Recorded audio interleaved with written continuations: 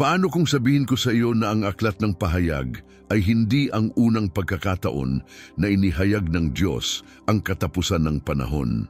Matagal bago magkaroon ng pangitain si Juan sa Patmos, ang mga propeta tulad nina Isaias, Ezekiel, Daniel at Zacarias ay nakatanggap na ng mga kahanga-hangang mensahe tungkol sa hinaharap ng sangkatauhan.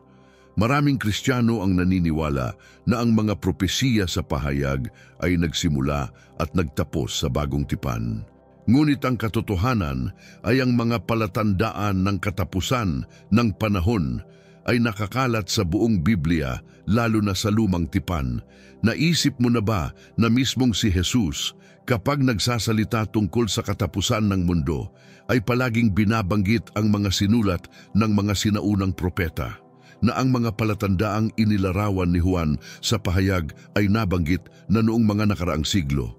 Ngayon, susuriin natin ng malalim ang kasulatan at pag-uugnayin ang mga nakalimutang propesyang ito. Ihanda ang iyong sarili upang matuklasan ang mga makapangyarihang katotohanan at mapagtanto na ang mga kaganapan sa mundo ngayon ay nahulaan na libu-libong taon na ang nakalipas. Ano ang isang propesiya? Bago tayo magpatuloy, kailangang maunawaan natin kung ano ang kahulugan ng isang propesya ayon sa Biblia. Hindi tulad ng mga pahayag ng tao o mga haka-haka. Ang mga propesiya sa Biblia ay direktang mensahe mula sa Diyos. Ipinahayag sa kanyang mga lingkod upang bigyan ng babala, ituwid at ihanda ang kanyang bayan. Marami sa mga mensaheng ito ay naglalaman ng babala tungkol sa mahihirap na panahon, digmaan, paghuhukom at ang pangangailangan ng pagsisisi. Ngunit kasabay nito, ipinapakita rin nito ang pag-asa ng pagtubos at ang pangwakas na tagumpay ng Diyos laban sa kasamaan. Sa makatuwid, ang pahayag ay hindi lamang basta lumitaw. Ito ay ang dakilang konklusyon ng isang makasaysayang pahayag na nagsimula noon pa man. Ngayon, kung ang lumang tipan ay naglalaman na ng mga pahiwatig tungkol sa katapusan ng panahon, saan natin dapat hanapin ang mga mensaheng ito? Sa mga susunod na kabanata, susuriin natin ang mga kahanga-hangang propesya tungkol sa Antikristo, Armageddon at ang pagbabalik ni Kristo. Magsisimula tayo sa propeta Isaias na nagbigay ng babala tungkol sa dakilang araw ng Panginoon at ang kapalaran ng mga bansa. Huwag kang aalis dahil ang iyong matutuklasan ngayon ay maaaring magbago ng iyong pananaw tungkol sa katapusan ng panahon. Ang mundo ay patungo sa isang dakilang paghuhukom.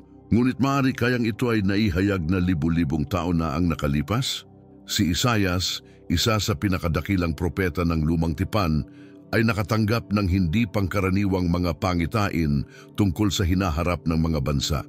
Ipinropesiya niya hindi lamang ang unang pagdating ni Kristo, kundi pati na rin ang mga pangyayaring hindi pa natutupad, mga kaganapang tuwirang kaugnay ng aklat ng pahayag. Narinig mo na ba ang tungkol sa dakilang araw ng Panginoon? Paano kung sabihin ko sa iyo na ang pagbagsak ng Babylonia na inilarawan ni Isaias ay may direktang koneksyon sa Babylonia ng pahayag?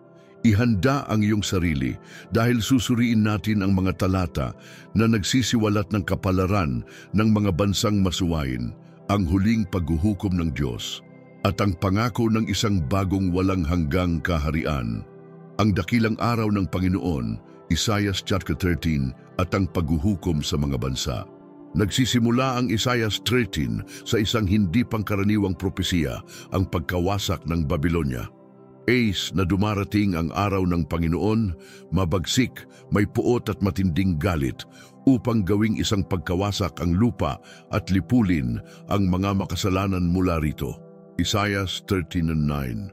Inilarawan ng propeta ang isang araw ng kadiliman, kaguluhan at paghuhukom, kung saan ibubuhos ng Diyos ang kanyang galit sa masasamang bansa. Ang parehong konsepto ay lumilitaw sa bagong tipan, kung saan ang pahayag ay nagsasalita tungkol sa araw ng puot ng kordero at ang mga kahindik-hindik na paghuhukom sa mundo.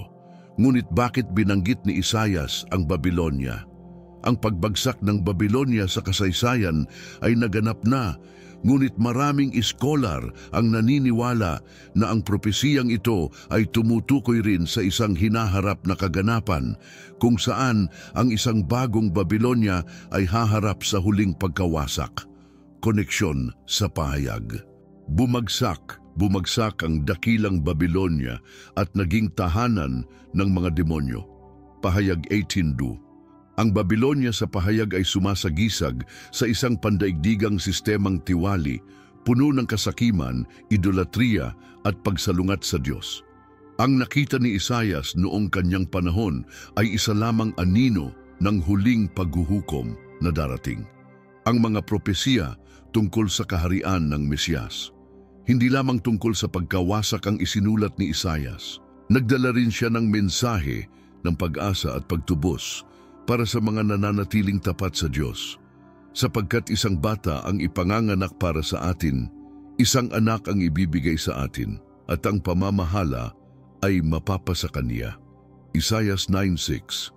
Ito ay isa sa pinakakilalang propesya tungkol sa pagdating ni Jesus, ang matuwid na hari na maghahari sa lahat ng bansa. Ngunit ang ganap na katuparan ng propesyang ito ay hindi pa nagaganap. Inilarawan ni Isaias ang isang hinaharap kung saan mamumuhay ang mga bansa sa kapayapaan. Ang mga sandata ng digmaan ay mawawasak at maghahari si Kristo ng may katarungan. Ang pananaw na ito ay tuwirang nauugnay sa milenyong kaharian na inilarawan sa pahayag 20, kung kailan muling babalik si Jesus upang mamuno sa mundo. Kung ang mga pahayag ni Isaias ay nagbunyag na ng maraming tungkol sa paghuhukom at kaharian ng Diyos, ano naman ang masasabi natin tungkol kay Ezekiel? Alam mo ba na ang sikat na propesya tungkol sa lambak ng tuyong mga buto ay may direktang koneksyon sa katapusan ng panahon? Sa susunod na kabanata, susuriin natin ang mga hindi kapanipaniwalang pahayag ni Ezekiel tungkol sa muling pagtatatag ng Israel, ang digmaan ng Gog at Magog at ang pagbabalik ng kaluwalhatian ng Diyos sa Jerusalem. Manatili ka dahil ang susunod mong matutuklasan ay maaaring lubos na makapagpabago ng iyong pananaw. Goge at Magoge, ang digmaan sa wakas ng panahon. Goge, mula sa lupain ng Magog, magtitipon ka ng isang makapangyarihang hukbo at susugod laban sa Israel sa mga huling araw. Ezekiel 38:2-16. Inilarawan ni Ezekiel ang isang nakapipinsalang digmaan kung saan isang pinunong tinatawag na Goge mula sa lupain ng Magog ang magtitipon ng isang alyansa ng mga bansa upang salakayin ang Israel. Sino sina Goge at Magoge? Ang Magog ay madalas na iniuugnay sa mga teritoryong matatagpuan sa hilaga ng Israel, posibleng bahagi ng Russia, Turkey o Iran. Si Goge ay maaaring isang leader militar o isang makapangyarihang figura sa politika na mamumuno sa pagsalakay na ito. Ang propesiyang ito ay konektado sa aklat ng pahayag kung saan binanggit ni Juan ang isang huling digmaan na may kaugnayan kay Goge at Magoge bago ang huling paghuhukom. Pahayag 20:7-9. Ang paghuhukom ng Diyos sa mga bansang kaaway.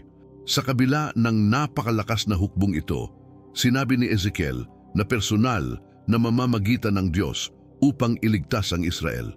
Sa araw na iyon ay magkakaroon ng isang matinding lindol sa lupain ng Israel. Babagsak ang mga bundok at magigiba ang lahat ng pader. Ezekiel 38:19-20. Maaari kayang nalalapit na ang digmaang ito? Ang mga kasalukuyang alitan sa gitnang silangan ba ay isang sinyalis na malapit ng maganap ang kaganapang ito? Maraming iskolar ang naniniwala na papalapit na tayo sa katuparan ng propesiyang ito. Kung nakagugulat na ang digmaan ni Goge at Magoge, hintayin mong makita ang mga pangitain ni Daniel. Alam mo ba na ibinigay kay Daniel ang isang eksaktong schedule ng mga huling pangyayari, kabilang ang paglitaw ng Antikristo? Sa susunod na kabanata, susuriin natin ang mahiwagang pangitain ni Daniel tungkol sa mga imperyo ng mundo, ang propesiya ng 70 linggo at ang pagdating ng halimaw sa pahayag. Ipagpatuloy ang pagbabasa dahil ang mga susunod na revelasyon ay maaaring makapagpabago ng iyong pananaw sa hinaharap. Daniel at ang mga pangitain ng wakas ng panahon.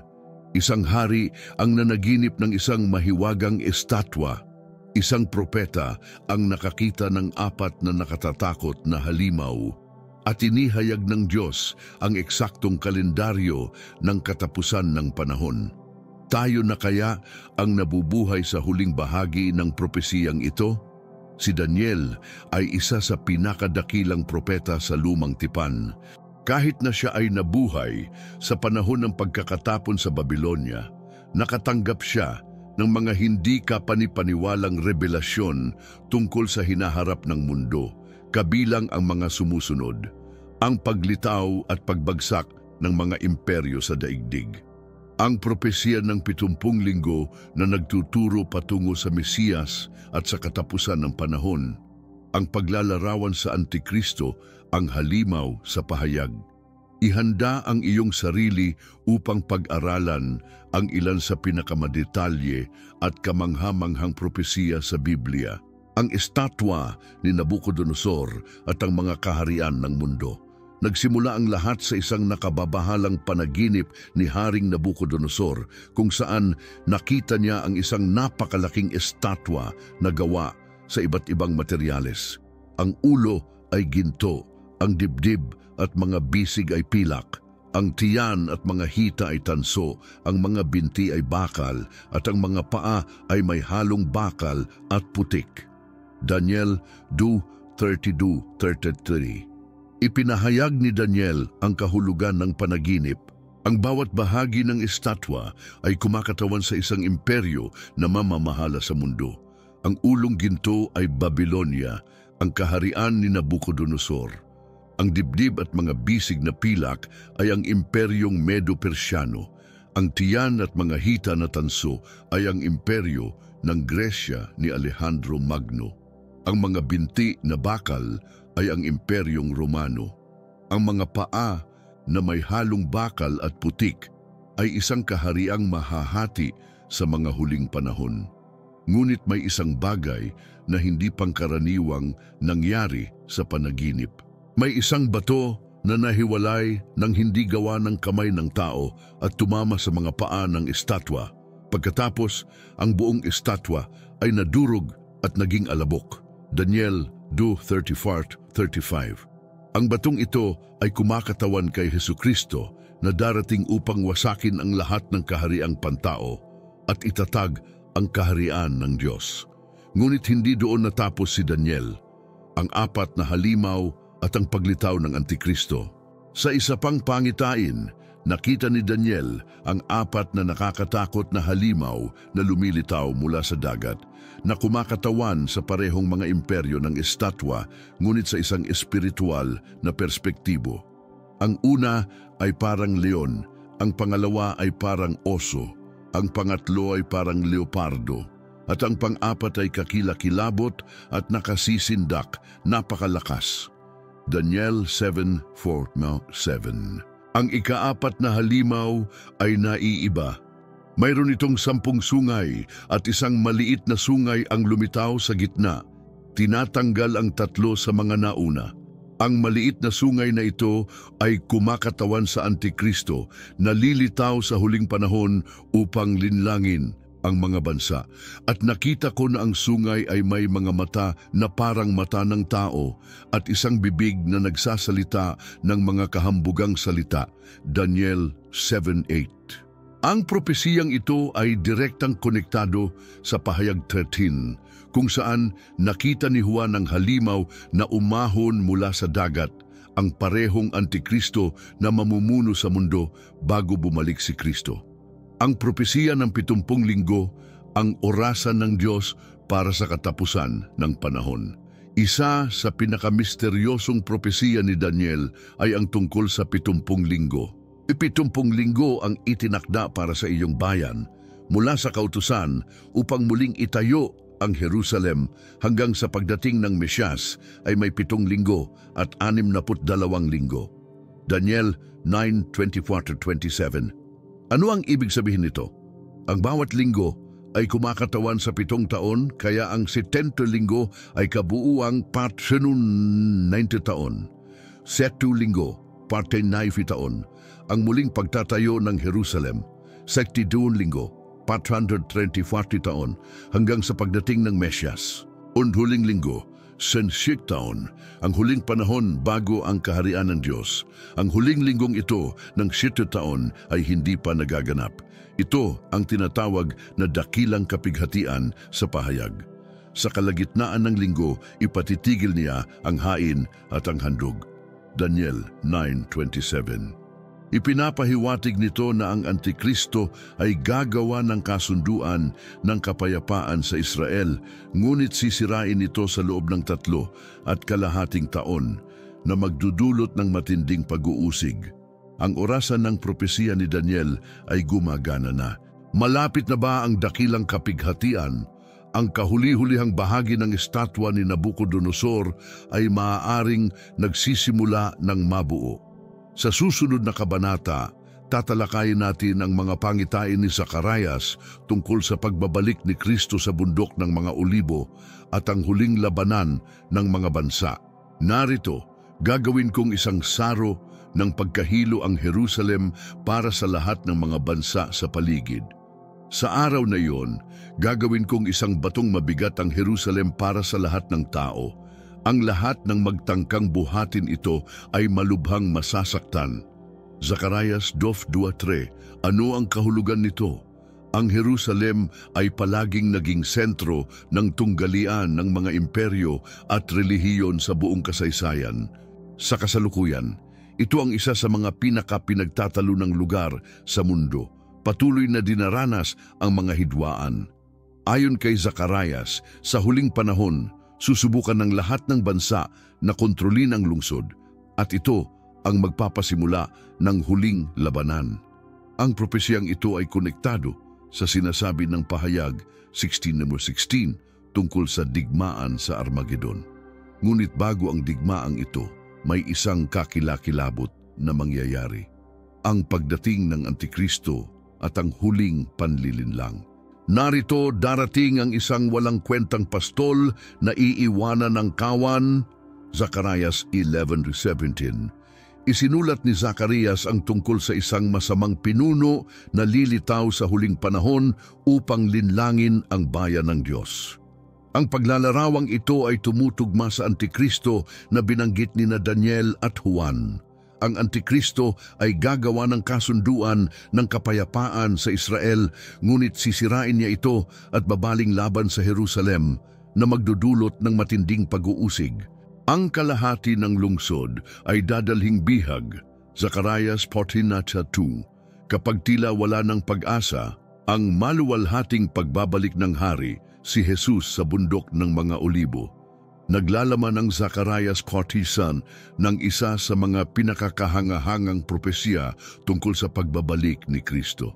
Sa araw na iyon, ang kanyang mga paa ay tatapak sa bundok ng mga olibo na nasa tapat ng Jerusalem sa silangan. Zacarias 14:4. Ito ang parehong bundok kung saan umakyat si Jesus sa langit matapos ang kanyang muling pagkabuhay. Mga Gawa 1:9-12. Sa huling panahon, kapag ang mga bansa ay malapit ng wasakin ang Jerusalem, si Jesus ay babalik sa lupa upang iligtas ang kanyang bayan. Ano ang mangyayari sa sandaling iyon? Ang bundok ng mga olibo ay mahahati sa gitna, lumilikha ng isang malawak na lambak. Matatalo ang mga bansang kaaway. Itatatag ni Kristo ang kanyang kahariang may kapayapaan sa loob ng 1,000 taon, ang milenyong kaharian. Ang pangyayaring ito ay isa sa mga pinakahinihintay ng mga Kristiyano at kumpirmasyon ng sinasabi sa pahayag 19:16, kung saan si Jesus ay bumalik bilang hari ng mga hari at Panginoon ng mga Panginoon, ang milenyong kaharian at ang bagong Jerusalem. Matapos ang digmaang ito, inilarawan ni Zacarias ang isang panahon ng kapayapaan at pagpapanumbalik. Sa araw na iyon, ang Panginoon ay magiging hari sa buong mundo. Zacarias 14:9. Kikilalanin ng lahat ng bansa si Kristo bilang hari. Magkakaroon ng kasaganaan at katarungan sa buong mundo. Ang Jerusalem ay magiging kabisera ng kaharian ng Diyos. Ngunit hindi ito magtatagal magpakailanman. Matapos ang 1,000 taon, magkakaroon ng huling paghihimagsik bago ang huling paghuhukom. Kung naihayag na ni Zacarias ang napakaraming bagay, hintayin mong makita kung paano ito nauugnay kay Jesus at sa mga propesya ng bagong tipan. Alam mo ba na si Jesus mismo ang nagpaliwanag ng katapusan ng panahon sa Mateo 24, ikinokonekta ang lahat ng sinabi ng mga propeta. Sa susunod na kabanata, susuriin natin kung paano kinumpirma ni Kristo ang mga propesiyang ito at nagbigay ng malinaw na mga palatandaan upang ating maunawaan ang panahon. Huwag palampasin ang revelasyong ito, ang nawawalang ugnayan si Jesus at ang pagtupad ng propesya. Maraming naniniwala na dumating si Jesus upang ipangaral lamang ang pag-ibig at kaligtasan. Ngunit paano kung sabihin ko sa iyo na inihayag din niya ang mga detalye ng katapusan ng panahon? Sa mga naunang kabanata, nakita natin kung paano inilarawan ni Isaias, Ezekiel, Daniel at Zacarias ang hinaharap ng may kamanghamanghang katumpakan. Ngunit may isang bagay na hindi napapansin ng marami. Kinumpirma ni Jesus ang mga propesiyang ito at nagbigay ng bagong impormasyon tungkol sa katapusan ng panahon. Ano ang sinabi ni Jesus tungkol sa huling mga araw? Anong mga palatandaan ang ibinigay niya upang malaman natin na malapit na ang oras? Paano natin mapaghahandaan ang kanyang pagbabalik? Ihanda ang iyong sarili dahil tatalakayin natin ang mismong mga salita ni Kristo at makikita kung paano natutupad ang lahat sa ating panahon. Ang sermon ng propesya, Mateo 24 at ang mga palatandaan ng katapusan. Bago ang kanyang pagpapako sa krus, tinanong si Jesus ng kanyang mga alagad tungkol sa katapusan ng panahon. Sabihin mo sa amin, kailan mangyayari ang mga bagay na ito at ano ang magiging tanda ng iyong pagdating at ng katapusan ng mundo. Mateo 24:3. Pagkatapos ay ibinigay ni Jesus ang isa sa pinaka-propetikong pangangaral sa Biblia. Inilalarawan ang mga palatandaan bago ang kanyang pagbabalik.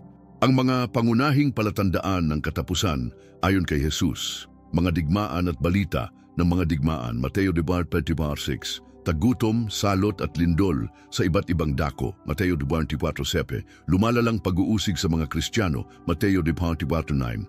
Paglaganap ng kasamaan at paglalamig ng pag-ibig, Mateo 24:9. Ang ebanghelyo ay ipangangaral sa buong mundo bago dumating ang wakas, Mateo 24:14.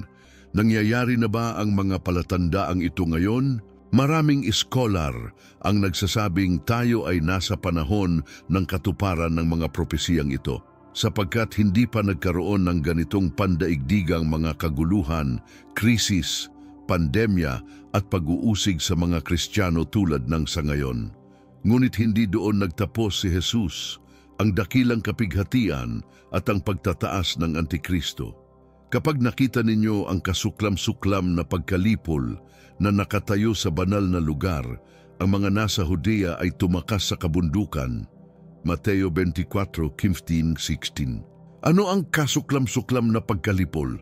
Tinukoy ni Jesus ang propesiya ni Daniel tungkol sa isang masamang pinuno na dudungisan ng templo sa Jerusalem, ang Antikristo, sapagkat magkakaroon ng matinding kapighatian na hindi pa naganap mula ng likhain ng mundo at hindi na muling mangyayari.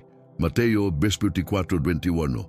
Ito ang magiging pinakamahirap na panahon sa kasaysayan, kung saan ang Antikristo ay mamumuno sa mundo at uusigin ang mga tatanggi sa kanyang kapangyarihan. Ngunit may pag-asa, ang maluwalhating pagbabalik ni Kristo, ang huling pag-asa. Makikita nila ang anak ng tao na dumarating sa mga ulap ng langit na may kapangyarihan at dakilang kaluwalhatian. Mateo 24:30. Si Jesus ay babalik ng hayagan at maluwalhati tulad ng inihula ng mga propeta. Tatalunin niya ang Antikristo at itatatag ang kanyang milenyong kaharian.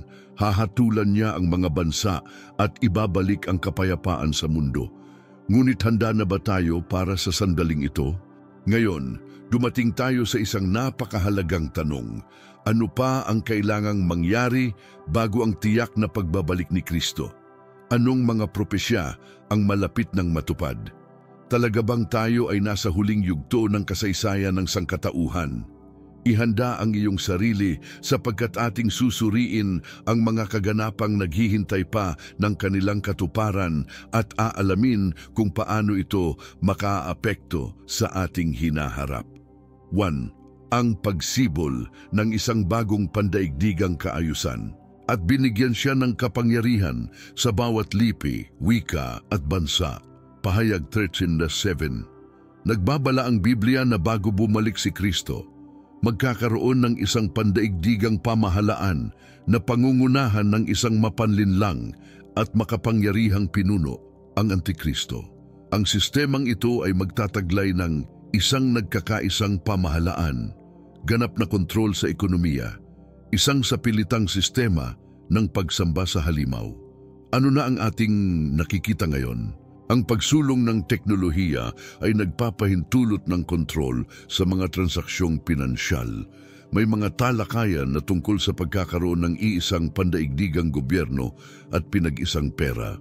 Ang pag-uusig sa mga Kristiyanong pagpapahalaga ay lumalawak sa buong mundo. Maaari kayang nasasaksihan na natin ang unang hakbang patungo sa katuparan ng propesyang ito. Ang marka ng halimaw at ang ganap na kontrol. At walang sino mang makabibili o makabebenta maliban na lamang kung siya ay may tatak ang pangalan ng halimaw o ang bilang ng kanyang pangalan. Pahayag 13:17. Isa sa mga pinakakinatatakutang tanda ng katapusan ng panahon ay ang pagpapatupad ng isang sistemang may ganap na kontrol sa ekonomiya, kung saan tanging ang tatanggap ng marka ng halimaw ang makakabili at makakabenta. Nariyan na ba ang teknolohiyang ito? Ang mabilis na pag-unlad ng digital payments at mga implant ng biometric chips ay nagpapahintulot ng isang cashless na lipunan. Ilang kumpanya na ang sumusubok ng digital identification system para sa transaksyon at pagpasok sa mga establishmento. Hindi natin matitiyak kung paano eksaktong ipapatupad ang marka ng halimaw, ngunit hinihikayat tayo ng Biblia na maging mapagmasid at huwag malinlang. 3. Ang muling pagtatayo ng ikatlong templo sa Jerusalem. Ang pinunong darating ay gagawa ng isang tipan sa marami sa loob ng isang linggo, ngunit sa kalagitnaan ng linggo, kanyang ipatitigil ang mga handog at alay. Daniel 9:27. Isa sa pinakamahalagang propesyang hindi pa natutupad ay ang muling pagtatayo ng templo ng mga Hudyo sa Jerusalem. Ayon kay Daniel at sa pahayag, ang templong ito ay itatayo muli at lalapastanganin ng Antikristo sa pamamagitan ng pagpapahayag ng kanyang sarili bilang Diyos sa loob nito. Ano ang kasalukuyang kalagayan? Ang lugar ng lumang templo ay nasa ilalim ng kontrol ng Islam, Dome of the Rock. Maraming Hudyo ang naghahanda na para sa muling pagtatayo ng templo. Ang mga sagradong kagamitan at kasuotan ng mga saserdote ay handa na at naghihintay lamang ng pahintulot upang magamit. Kapag ang templong ito ay muling itinayo, malalaman nating napakalapit na ng katapusan. Ang dakilang pagtalikod sa pananampalataya at ang pag-uusig sa mga Kristiyano. Sa huling mga panahon, ang ilan ay tatalikod sa pananampalataya, makikinig sa mga espiritong mapanlinlang at sa mga aral ng mga demonyo. 1 Timoteo 4:1. Ayon sa Biblia, bago bumalik si Kristo, magkakaroon ng malawakang pagtalikod sa tunay na pananampalataya.